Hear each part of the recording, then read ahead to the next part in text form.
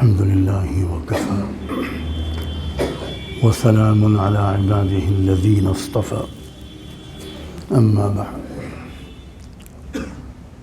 أعوذ بالله من الشيطان الرجيم بسم الله الرحمن الرحيم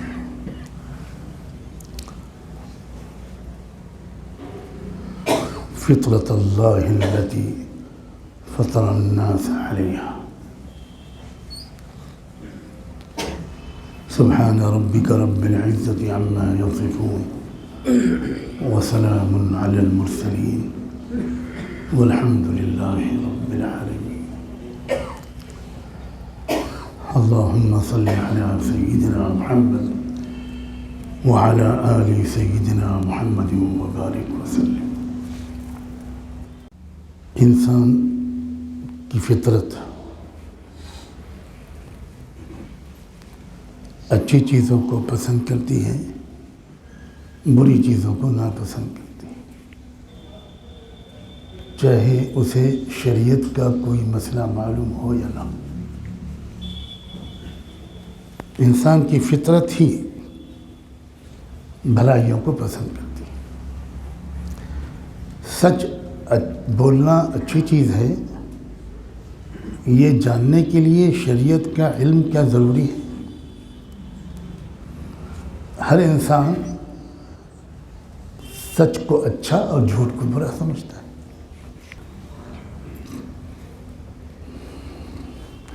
کسی کافر سے، کسی غیر مسلم سے بھی آپ پوچھیے کہ سچ بولنا اچھا ہے یا جھوٹ،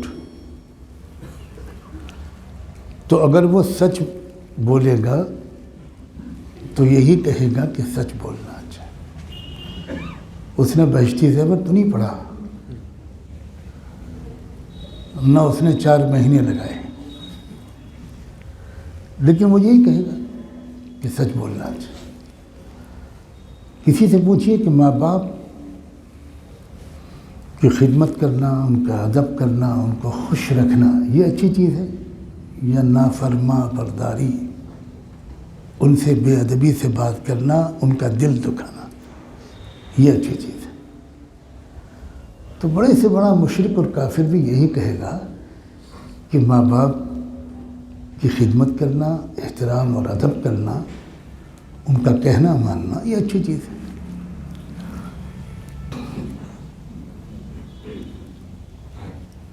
فطرت ہی کا نام ہے شریعت. شریعت الگ سے کوئی چیز ہے ہی نہیں.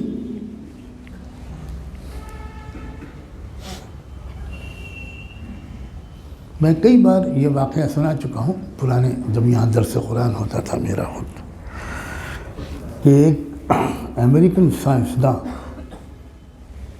لکھنؤ میں CDRI جو یہاں ہے، سینٹرل ڈرگ ریسرچ انسٹیٹیوٹ، اس میں ایک بڑی سائنٹیفک کانفرنس ہو رہی تھی. اس میں پوری دنیا کے سائنسداں آئے تھے.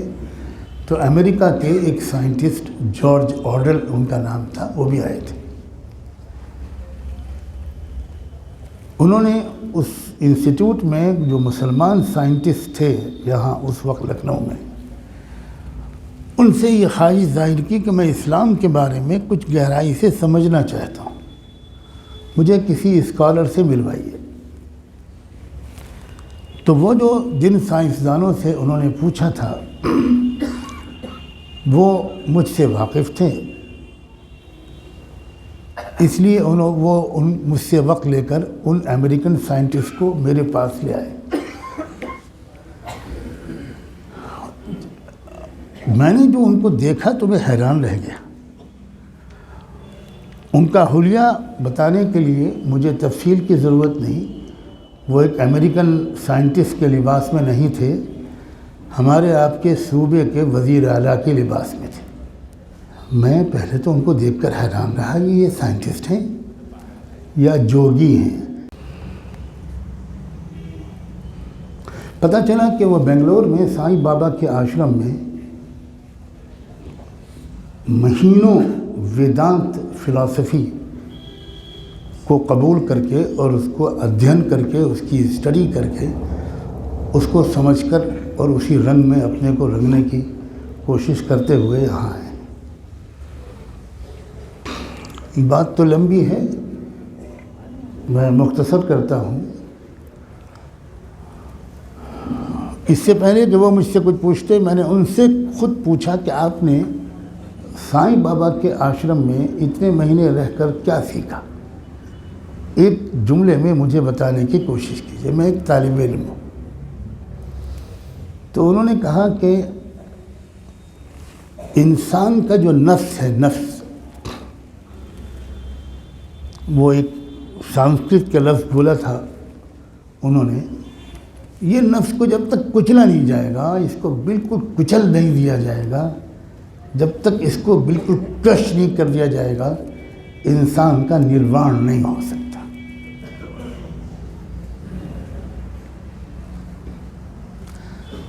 میں نے ان سے پوچھا کہ آپ امریکہ میں کہاں کے رہنے والے ہیں؟ انہوں نے کہا کہ میں شکاگو کا رہنے والا ہوں۔ میں نے ان سے پوچھا کہ شکاگو کے جو آبادی ہے اس میں سے کتنے لوگ اپنے نفس کو اس طرح کچل سکتے ہیں جس طرح آپ اس وقت سیکھ کر آئے؟ تو کافی دیر سوچنے کے بعد کہنے لگے میں تو 5 آدمی بھی ایسے نہیں ڈھونڈ پاؤں گا۔ نفس کو کچلنے کا مطلب یہ ہے کہ نہ شادی کرنا، نہ کھانا، نہ پینا، نہ سونا۔ نفس کہہ رہا ہے سو جاؤ، ہم کہیں گے نہیں سونا۔ نفس کہے گا بھوک لگی ہے، ہم کہیں گے نہیں کھانا۔ تو کتنے لوگ کر پائیں گے یہ؟ میں نے ان سے یہ تو نہیں پوچھا کہ کیا آپ بھی کر پاتے ہیں؟ آپ کو پیشاب لگتا ہے تو آپ نہیں جاتے ہوں گے کہ نہیں میں تو نفس کی مخالفت کروں۔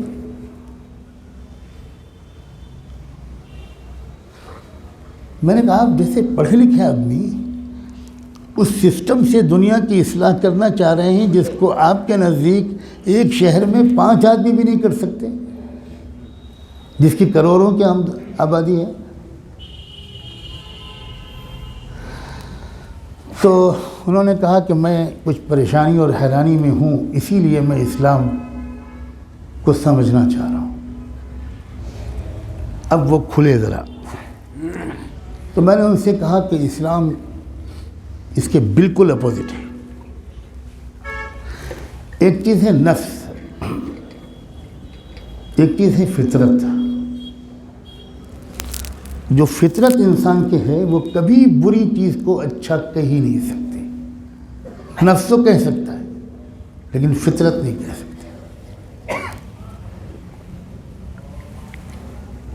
آپ زندگی بھر کے جھوٹے انسان سے بھی آپ اگر پوچھیں، اور ہمارے ملک کے مشہور لوگوں میں ایسے لوگوں کو ڈھونڈنا کوئی مشکل نہیں ہے کہ جھوٹ بولنا اچھی بات ہے یا سچ بولنا، تو وہ جواب میں پوچھے گا کہ اس کے جواب میں بھی میں جھوٹ بولوں یا سچ، اور آپ کہیں گے کہ بھائی اس وقت تو سچ ہی بول دو کیونکہ اب چناؤ قریب ہے۔ تو وہ یہ کہے گا کہ بھئی آپ نے جب سچ بولنے کی بات کہی ہے تو سچی بات یہ ہے کہ جھوٹ بہت بری چیز ہے، سچ بہت اچھی چیز۔ ایک شراب کا عادی ہے، ایک ڈرگس لینے والا نوجوان، اس سے بھی اگر کوئی پوچھے کہ شراب اور ڈرگس لینا یہ اچھی بات ہے یا بری، تو یہی کہے گا کہ عادت میری پڑ گئی ہے، لت پڑ گئی ہے بری چیز۔ اسی کو فطرت کہتے ہیں۔ انسان کی فطرت جن چیزوں کو پسند کرتی ہے، اللہ نے ہماری آسانی کے لیے کہا کہ دیکھو تمہارا نفس جو ہے یہ فطرت کے خلاف تم کو لے کر جائے گا، تو ایک دوسری طاقت ہم تمہارے ساتھ لگائے دیتے ہیں، وہ ہے ایمان کی طاقت۔ جب ایمان کی طاقت تم ایڈ کر لو گے فطرت کے ساتھ، تو نفس تم کو فطرت کے خلاف کوئی حرکت نہیں کروا پائے گا۔ ورنہ شریعت الگ سے کوئی چیز ہی نہیں ہے، صرف فطرت کا ایک مرتب نام ہے شریعت۔ یہ تو اللہ تعالیٰ کا بڑا احسان ہے کہ اس نے ہمارے لیے اپنی فطرت کی ترجمانی اپنے نبیوں کے ذریعے کرا دی، اپنی کتابوں کے ذریعے کرا دی۔ نبیوں نے، کتابوں نے، اللہ کے دین و شریعت نے کبھی ہم سے کسی ایسی چیز کا مطالبہ نہیں کیا جو ہماری فطرت کے خلاف۔ سخاوت ہماری فطرت کے مطابق ہے، ہمدردی ہماری فطرت کے مطابق ہے، صفائی ستھرائی ہماری فطرت کے مطابق ہے، حیا اور شرم ہماری فطرت کے مطابق ہے۔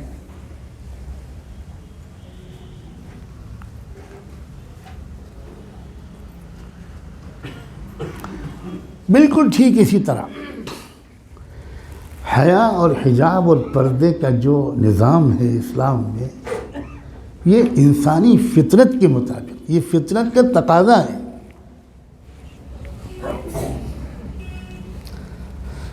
اس کی ایک آسان دلیل دیتا ہوں۔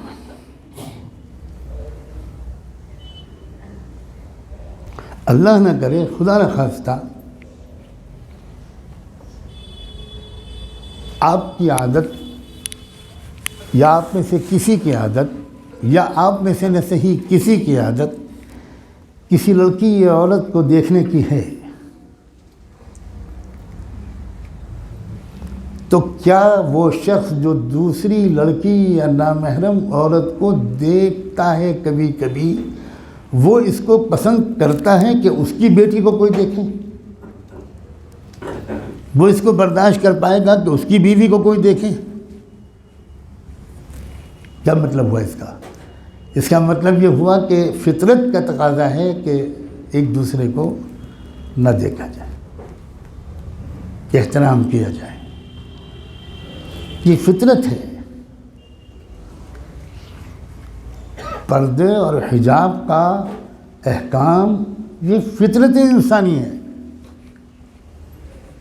اور اسی لیے یہ مغرب کی ننگی تاجرانہ عریاں تہذیب کے آنے سے پہلے پوری دنیا کے تمام ممالک اور آبادیوں میں فطری طور پر پردہ رائج تھا۔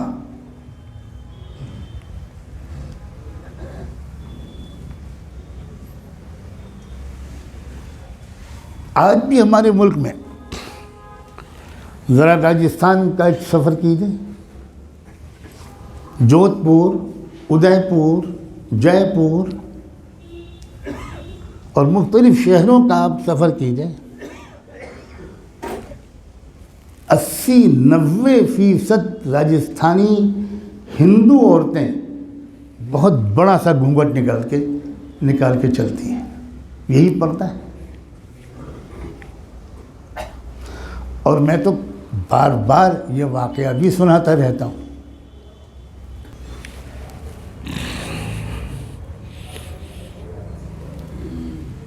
آپ میں سے بہت سے لوگوں نے رامائن کا سیریل دیکھا ہوگا۔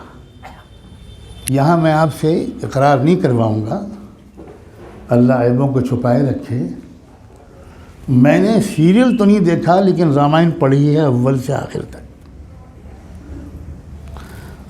اس رامائن میں ایک واقعہ لکھا ہے، یہ میں ذمہ داری نہیں لیتا کہ رامائن میں جو کچھ لکھا ہے وہ تاریخ ہے یا کچھ اور ہے،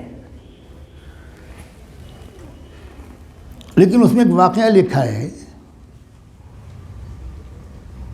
کہ شری رام چندر جی 14 سال کے بنواس کے بعد جب واپس آئے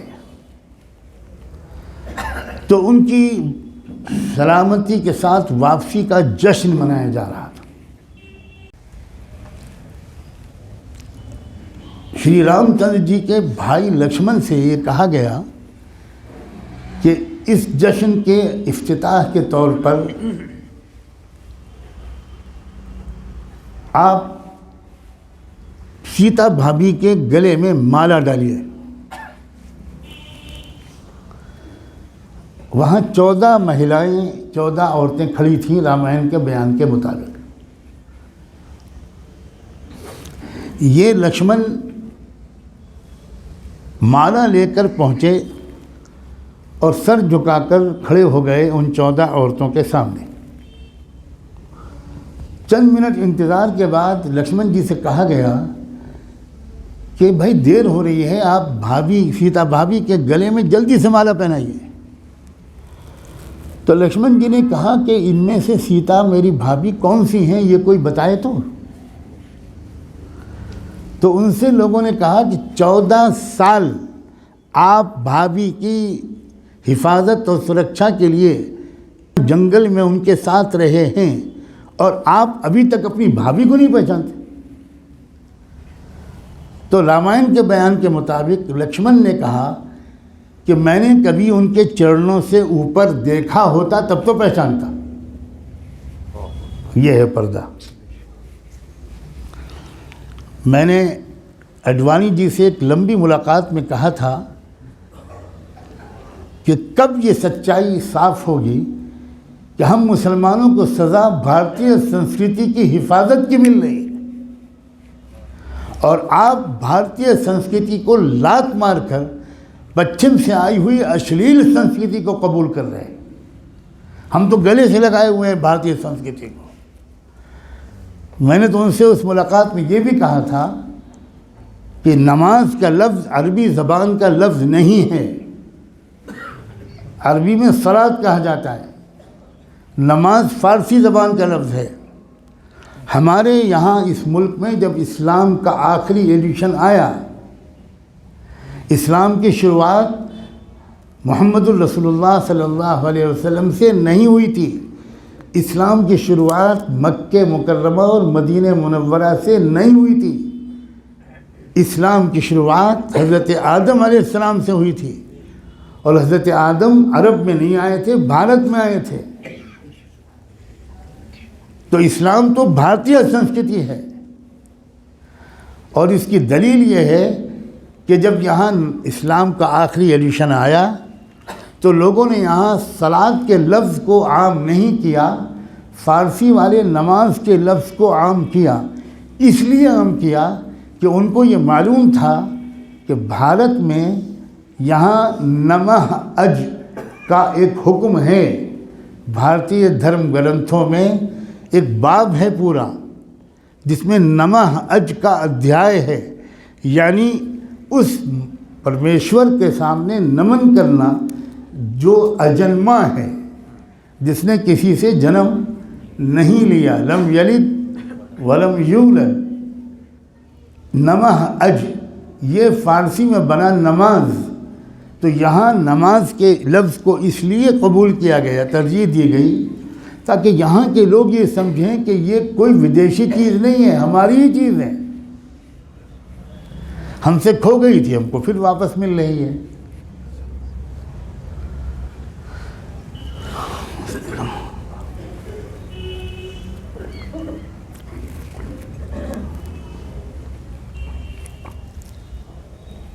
فطرت کے مطابق ہے اسلام، اور ایک اور عجیب فطرت کا قانون ہے، علامہ اقبال نے اس کی طرف اشارہ کیا ہے کہ مسلمان کو مسلمان کر دیا طوفان مغرب نے۔ اب تو اردو شعر کا بھی ترجمہ کرنا پڑتا ہے۔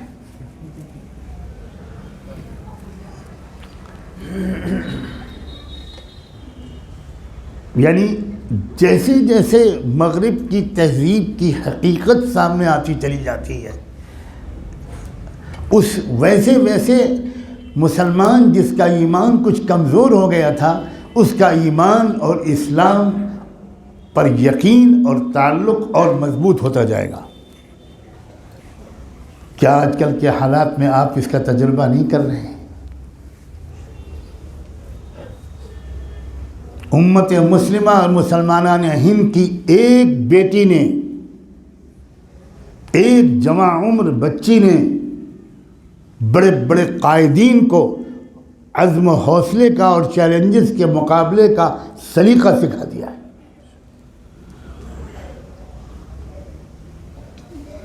پیچھے ہٹتے چلے جانے سے حالات کا مقابلہ نہیں کر سکتے آپ، ڈر سہم کر خاموش ہو جانے سے آپ کبھی حالات کا مقابلہ نہیں کر سکتے۔ ایک اکیلی لڑکی، نہ علماء کے گھر کی تربیت یافتہ ہے، نہ مشائخ کے گھر کی، ایک کالج کی اسٹوڈنٹ ہے، مگر سلام ہو اس کے مومن دل پر کہ ادھر سے شرک کا نعرہ بلند ہو رہا ہے اور ادھر سے جواب میں اکیلی کہہ رہی ہے اللہ اکبر اللہ اکبر اللہ اکبر۔ کیا اب بھی ہمارے آپ میں سے وہ لوگ اب بھی سبق نہیں لیں گے جنہوں نے اپنی بیٹیوں کو بے پردہ کر رکھا ہے؟ کیا اب بھی آپ کی بیٹیوں کو جوش اور غیرت نہیں آئے گی؟ کیا اب بھی آپ اپنی بچیوں کو بے پردہ ہی رکھنا پسند کریں گے؟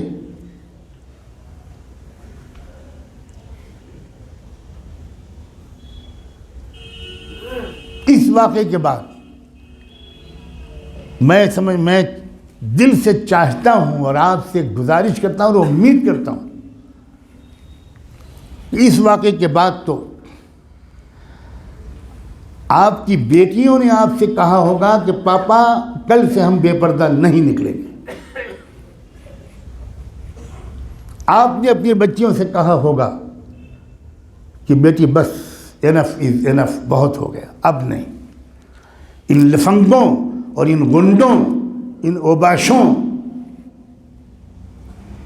ان کا جواب یہ ہے کہ جتنا ہم سے اسلام کو چھیننا چاہیں اتنا ہم محبوب خدا کا لایا ہوا دین اپنے سینے اور کلیجے سے لگائے۔ یہی جواب ہے۔ اور کیا ہم نے نہیں دیکھا؟ برسوں سے تقریریں میں کر رہے ہیں، سن رہے ہیں، کم من فئۃ قلیلۃ غلبت فئۃ کثیرۃ باذن اللہ، تھوڑی سی جماعت وہ غالب آتی ہے بہت بڑے جھنڈ پر اللہ کی قدرت اور مدد سے۔ کیا نہیں دیکھا کہ ایک اللہ کی بندی اکیلی وہ غالب آئی کہ نہیں آئی؟ یہ ڈر، یہ سہم، یہ احساس کمتری، ارے برقع پہن کے جائے گی ہماری بیٹی تو لوگ کیا کہیں گے؟ وہ عزت جو اس بیٹی کو ملی ہے کیا ہمارے آپ کے گھر کے کسی بیٹی کو آج تک ملی ہے؟ لاکھوں لوگ اسے سلام بھیج رہے ہیں، مکہ مدینے میں اس کے لیے دعائیں کی جا رہی ہیں، خواتین اسلام مسجد نبوی میں حاضر ہو کر سرکار دو عالم تک اس گمنام لڑکی کا سلام پہنچا رہی ہیں۔ اے آقائے دو جہاں، اس کمزور سی بندی پر توجہ فرمائیے، اس پر نظر کرم فرمائیے۔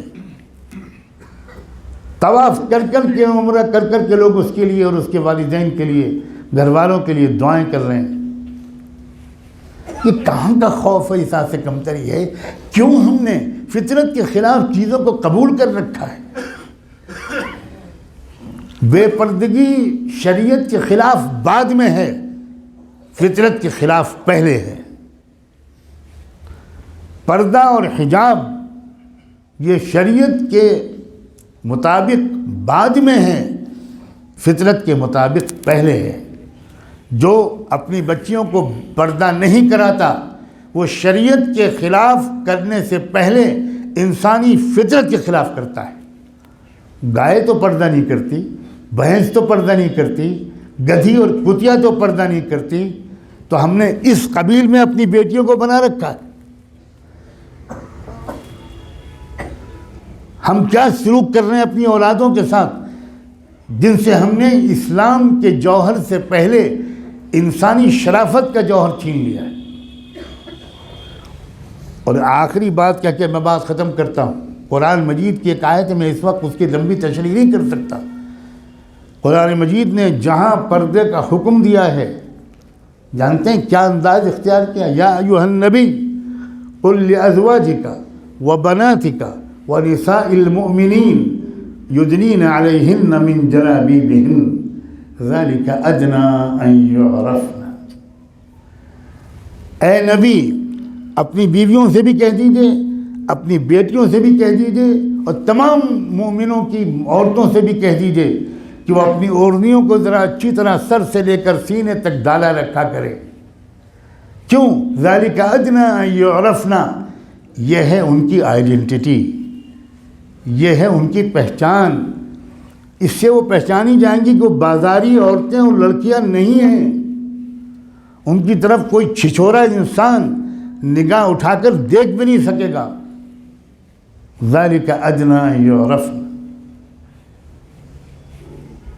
کیا مطلب ہے؟ اس کا مطلب یہ ہے کہ جو لڑکی بے پردہ نکلتی ہے وہ اس بات کا زبان حال سے اعلان کرتی ہے، مجھے گھورو، مجھے ٹیس کرو، گانے گاؤ، مجھے چھیڑو، مجھے میسیجز کرو، یہ ہے مطلب. اور میں ڈنکے کی چوٹ پر کہتا ہوں کہ یہ مطلب اس لیے میں کہہ رہا ہوں کہ قرآن نے کہا ہے ذالک ادنی ان یعرفن. پردے والیاں پہچانی جائیں گی تو پھر ان کو کوئی چھیڑے گا نہیں. فلا یؤذین، ان کو تکلیف نہیں پہنچائی جائے گی، بری نظروں سے کوئی نہیں دیکھے گا، کسی گندے انسان کے منہ میں رال نہیں آئے گی، معاشرہ پاکیزہ ہوگا. کم سے کم اس واقعے کے بعد اللہ کرے اللہ کرے اللہ کرے میری آج کی گفتگو سے بہت پہلے آپ سب فیصلہ کر چکے ہوں کہ بھائی اب نہیں، اب بے پردگی ہمارے گھر میں نہیں ہوگی، اب بے حیائی اور بے حجابی ہمارے گھر میں نہیں ہوگی، اب ہماری کوئی لڑکی حجاب کے بغیر باہر نہیں نکلے گی. یہ موقع ہوتے ہیں چیلنجز قبول کرنے کے، یہ موقع ہوتے ہیں پچھلی غلطیوں کی تلافی کرنے کے، یہ موقع ہوتے ہیں رہنمائیاں لینے کے اور حوصلہ اختیار کرنے کے. اگر وہ لڑکی اتنے بڑے غنڈوں کے سامنے اس مضبوطی کے ساتھ اللہ کی کبریائی کا نعرہ بلند کر سکتی ہے تو ہم اور آپ نارمل حالات میں بھی ہم ڈرے سہمے بیٹھے ہیں کہ اگر پردہ کرا دیں گے تو رشتہ نہیں آئے گا. ہاں، اگر آپ نے بے پردہ رکھا تو پھر شریفوں کا رشتہ آنا مشکل ہے. میں بالکل بلا کسی جھجک کے یہ بات کہنا چاہتا ہوں، اس لیے کہ قرآن نے صاف کہا ہے کہ دیکھو بدکار لڑکی کو بدکار ہی لڑکا ملے گا اور بدکار لڑکوں کو بدکار ہی لڑکیاں ملیں گی. والخبیثات للخبیثین والخبیثون للخبیثات والطیبات للطیبین والطیبون للطیبات. کانپ جاتا ہے انسان جب اس آیت کو پڑھتا ہے. اللہ اعلان کر رہے ہیں، میں اعلان کرتا ہوں جو لڑکیاں ناپاک ہوں گی ان کو پاک لڑکے کبھی نہیں ملیں گے، جو لڑکے ناپاک ہوں گے ان کو ناپاک لڑکیاں کبھی نہیں ملیں گی، جو گندی ہوں گی ان کو گندے ملیں گے، جو گندے ہوں گے انہیں گندی ملے گی. یہ کسی بزرگ کا قول نہیں ہے، اللہ کا قول ہے. اور آخری بات، یہ پڑھے لکھے جاہل یہ کہتے ہیں ہم قرآن کو مانتے ہیں حدیث کو نہیں مانتے. کیا حماقت کی بات ہے. ٹی وی پر بیٹھ کر کتنے بیوقوف مرد اور عورتیں چیخ کر کہہ رہے تھے حدیث کو نہیں مانتے. تو محترمہ، یہ قرآن میں کہاں لکھا ہے کہ ظہر کی نماز 4 رکعت ہے، عصر کی 4 ہے، مغرب کی 3 ہے، فجر کی 2 ہے؟ یہ قرآن میں کہاں لکھا ہے؟ دکھاؤ بھائی، یہ قرآن میں کہاں لکھا ہے؟ کمال ہے. ہم حدیث کو نہیں مانتے. ذرا آپ جا کر ہائی کورٹ میں کہہ کے دیکھیے کہ وہ جو مخالف وکیل سپریم کورٹ کے فیصلے کی نظیر پیش کر رہا ہے ہم اس کو نہیں مانتے، ہم تو بھارتیہ سنویدھان کو مانتے ہیں. انشاءاللہ 3 منٹ کے اندر ہتھکڑی پڑے گی اور جناب جیل میں ہوں گے. کہیے سپریم کورٹ کے فیصلے کو نہیں مانتے، کہیے ہائی کورٹ کے فیصلے کو نہیں مانتے، کہیے کہ ہم تو بھارتیہ سنویدھان پر اصرار کریں گے. مرغا بنا دیے جائیں گے آپ، اتنی سخت سزا ملے گی. کمال ہے. ہائی کورٹ کا فیصلہ نیچے والی کورٹ کے لیے حجت اور نظیر و دلیل ہے. سپریم کورٹ کا فیصلہ ہائی کورٹ کے چیف جسٹس کے لیے دلیل ہے، وہ اس کے خلاف جا ہی نہیں سکتا. اور قرآن کے لانے والے رحمت دو عالم صلی اللہ علیہ وآلہ وسلم کی رہنمائی ہمارے لیے دلیل نہیں ہے. حد ہے جہالت کی اور حد ہے گستاخی کی. آپ سب سبق لیجئے، اپنے گھروں میں پردے اور حیا اور حجاب والی اسلامی، ابراہیمی، محمدی پاکیزہ تہذیب کو رائج کیجئے. جزاکم اللہ تعالی.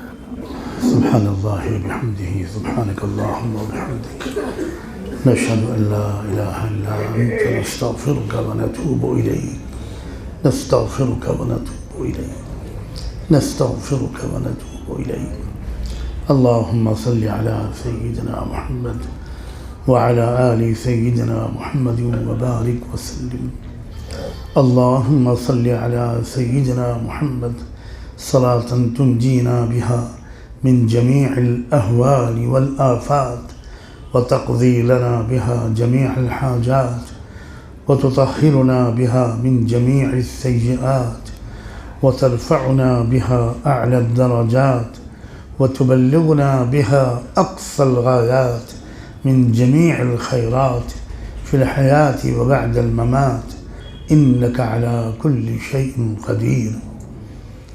ربنا ظلمنا أنفسنا وإن لم تغفر لنا وترحمنا لنكونن من الخاسرين فلا تجعلنا من الخاسرين. اللہ ہم آپ کے بندے آپ کے حضور میں حاضر ہیں. ظاہر میں تو ہم آپ کے بندے لیکن حقیقت میں ہم نہایت گندے ہیں. اللہ ہم سے بہت سے گناہ ہو چکے. اے رب کریم ہمیں معاف فرما دیجئے، معاف فرما دیجئے. اے اللہ ہمارے لیے آپ کی اپنی شریعت پر اے اللہ چلنا آسان کر دیجئے. اللہ ہمیں ہمت دے دیجئے. اللہ ہمیں حوصلہ عطا فرما دیجئے. اللہ ہمارے ایمان کو مضبوط کر دیجئے. اللہ ہمارے دل سے غیر اسلامی تہذیبوں سے مرعوبیت کو نکال دیجئے، عافیت کے ساتھ نکال دیجئے. اے رب کریم ہم آپ کے محتاج بندے آپ کے حضور میں جھولیاں پھیلائے بیٹھے ہیں.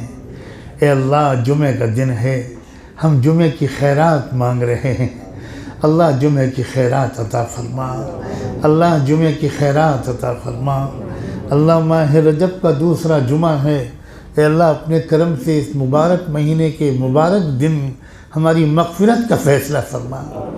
ہماری پریشانیوں کے دور ہو جانے کا فیصلہ فرما. اللہ ہمیں صحت اور عافیت مل جائے اس کا فیصلہ فرما. اللہ آسان اور بابرکت روزی عطا فرما. آسان اور بابرکت روزی عطا فرما. بابرکت مکان عطا فرما. بابرکت سواری عطا فرما.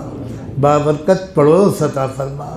اللہ بابرکت زندگی عطا فرما. اللہ بابرکت زندگی عطا فرما. اے اللہ ضروری علم عطا فرما. اللہ ضروری علم عطا فرما. اے رب کریم غلط فہمیوں کو دور فرما. اے اللہ ہم اپنی جہالت کا اعتراف کرتے ہیں. ہمیں اپنی جہالت کو دور کرنے کے لیے اللہ مناسب کوشش کرنے کی توفیق عطا فرما. اللہ آپ کے بندے سینکڑوں کی تعداد میں یا اس سے بھی زیادہ یہاں بھی حاضر ہیں اور دنیا بھر میں نہ جانے کہاں کہاں اپنے اپنے وقت پر جمعہ کے دن ہاتھ پھیلائیں گے. اے اللہ ایک بار اللہ صرف ایک بار ہم سب کو رحمت کی نظر سے دیکھ لیجیے. ایک نظر ڈال دیجئے. تیری ایک نگاہ کی بات ہے، میری زندگی کا سوال ہے. تیری ایک نگاہ کی بات ہے، میری زندگی کا سوال ہے. میں اپنی پستی کا کیا کروں، اللہ تیری رفعتوں کا خیال ہے. اے رب کریم، اے رب کریم، اے رب کریم. اے اللہ ہمیں نیک بنا دیجئے. اے اللہ ہمیں نیک بنا دیجئے. اے اللہ ہماری پیشانیوں کے بال پکڑ کے اے رب کریم اللہ ہمیں تقوی کے راستے پر چلا دیجئے. اللہ اس پورے مجمع میں یقیناً ایسے کچھ بندے آپ کے ہوں گے اللہ جو چھپے ہوئے ہیں مگر جن سے آپ کو اور جن کو آپ سے محبت ہے. اللہ جو آپ کو پسند ہیں، جن کی آمین آپ کو پسند آ رہی ہوگی. ایسے بزرگ بھی ہوں گے، ایسے نوجوان بھی ہوں گے، ایسے تاجر بھی ہوں گے، ایسے امیر اور غریب بھی ہوں گے، ایسے عالم اور حافظ بھی ہوں گے. کوئی ایک بندہ بھی اگر ایسا ہو اللہ اسی کے آمین کے طفیل ہم سب کو آج معاف کر دیجئے. ہماری دعاؤں کو قبول فرما لیجئے. اللہ ایک درخواست اور ہے، اس وبائی لعنت کو اب دنیا سے دور کر دیجئے اور حرمین شریفین کے دروازے کھول دیجئے. اپنے در کی حاضری عطا فرما دیجئے. اپنے محبوب کے دربار کی حاضری عطا فرما دیجئے. اللہ کتنے دن ہو گئے گنبد خضرا کو نہیں دیکھا، کتنے دن ہو گئے روض اطہر کی جالیوں کو نہیں دیکھا، کتنے دن ہو گئے آپ کے منبر و محراب کو نہیں دیکھا، کتنے دن ہو گئے بیت اللہ کو نہیں دیکھا، مقام ابراہیم کو نہیں دیکھا. اللہ میزاب رحمت کو نہیں دیکھا، صفا و مروہ کا دیدار نہیں کیا، اللہ بلا لیجئے، اللہ بلا لیجئے۔ آپ صرف امیروں کے رب تو نہیں ہیں، اللہ آپ غریبوں کے بھی تو رب ہیں۔ اے رب کریم، اللہ ہم سب کو مقبول حاضری عطا فرما، مقبول حاضری عطا فرما۔